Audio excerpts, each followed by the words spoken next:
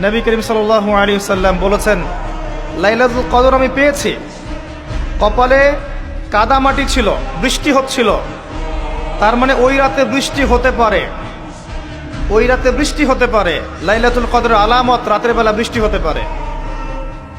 বৃষ্টি হয়েছে, তিনি নামাজ পড়েছেন, কপালের মধ্যে কাদা লেগেছিল, তিনি বের হয়েছেন, সাহাবীদেরকে বলবেন কোন রাতটা লাইলাতুল কদর, আজকের রাতটা লাইলাতুল কদর, এটা বলতে বের হয়েছে। বের হয়ে দেখছেন দুজন মুসলিম আপোষে ঝগড়া করছে। লিসেন টু মি, দুজন মুসলিম আপোষে ঝগড়া করছে।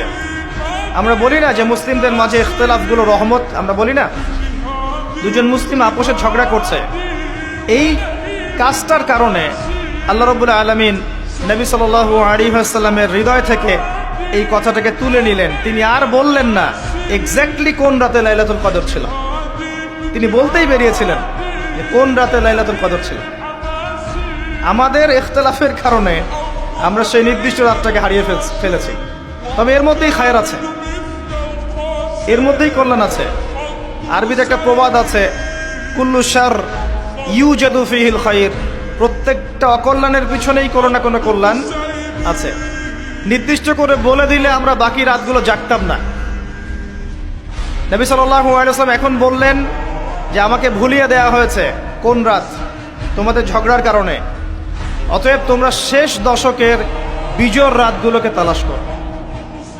শেষ দশকের বিজোড় রাত বলতে 21-এর রাত, 23-এর রাত, 25, 27, 29, এই 5টা রাতের যে কোনো একটা লাইলাতুল কদর। এই রাতে ইবাদত করলে এত নেকি হচ্ছে, কারণটা কি? রাত আর দিন কি ডিফারেন্ট কিছু? প্রত্যেক রাতেই কিন্তু আল্লাহ পাক প্রথম আসমানে নেমে আসেন, প্রত্যেক রাতে, শুধু শবে বরাতের রাতে নয়, শুধু নিসফে শাবানের রাতে নয়, কিন্তু প্রত্যেক রাতেই আল্লাহ পাক প্রথম আসমানে নেমে আসেন। তিনি কিভাবে নেমে আসেন এটা ব্যাখ্যা করার দরকার নেই আমাদের। আল্লাহ পাক বলেছেন নেমে আসি, বাস আসি। কারণ সবকিছু আমরা যুক্তি, বিজ্ঞান, দর্শন দিয়ে প্রমাণ করতে পারবো না। পারবো? সায়েন্সকে জিজ্ঞাসা করেন যে স্বপ্নের ব্যাখ্যা কি, ঘুম কাকে বলে, আত্মা কাকে বলে, আত্মা কঠিন না তরল না বায়বীয়, পারবে সায়েন্স ব্যাখ্যা করতে? কবরের আযাব কি, জিন জাতি কি, জিন জাতি কাকে বলে, জিন জাতি কেমন দেখতে, মালায়েকা কেমন, তারা কিভাবে কাজ করে, তাদের ফাংশন কি, তারা কি ব্যাখ্যা করতে পারবে? আমাদের একটা চেতনা তৈরি হয়েছে, সায়েন্স যা বলবে তাই সত্য। এই চেতনা পুরোপুরি সত্য নয়। কোরআন এবং সুন্নাহ, আল্লাহ এবং তার রাসূল যা বলবেন সেটাই চূড়ান্ত সত্য। এর বাইরে সত্য মিথ্যার চূড়ান্ত কোনো মানদণ্ড নাই। হ্যাঁ, সায়েন্সের ভিত্তি আমরাই দিয়েছি, এটা অমুসলিমরা দেয়নি, এর ভিত্তি মুসলিমরা দিয়েছে। পরবর্তীতে এরা এর উপর ঘষা মাজা করেছে। এখন সায়েন্টিফিক এবং টেকনোলজিক্যাল রেভলিউশন আসছে পশ্চিমা সভ্যতা থেকে। এই সভ্যতার ধারক বাহক ছিলাম আমরা। সভ্যতা এদের দ্বারা শুরু হয়নি, সভ্যতা নবীদের দ্বারা শুরু হয়েছে। তো সবকিছু সায়েন্স দিয়ে ব্যাখ্যা করা যাবে এমন নয়, কারণ সায়েন্সের সীমাবদ্ধতা আছে, আল্লাহর জ্ঞানের কোনো সীমাবদ্ধতা নাই। তো আল্লাহ নেমে আসেন, ব্যাস নেমে আসেন। নেমে এসে আল্লাহ পাক কি বলেন? আল্লাহ পাক 3টা কথা বলেন। রাতের শেষ অংশ, রাতকে ভাগ করেন।